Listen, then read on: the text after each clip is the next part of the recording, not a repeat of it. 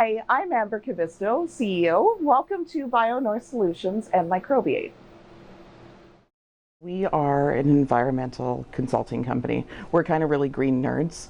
So what we do is we grow bacteria to clean up different contaminants in soil or water. So we do that with metals, mine tailings, wastewater, but in particular oil and diesel.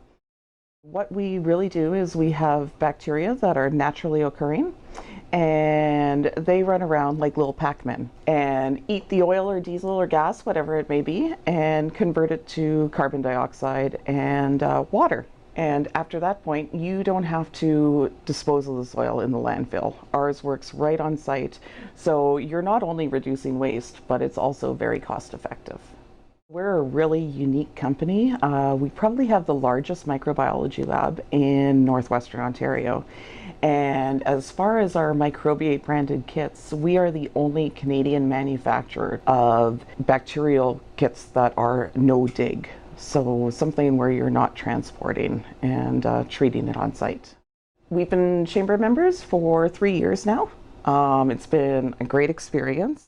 I love going to the events. I've met a lot of people at, the after business. I love the gala. And there's just a lot that the chamber offers.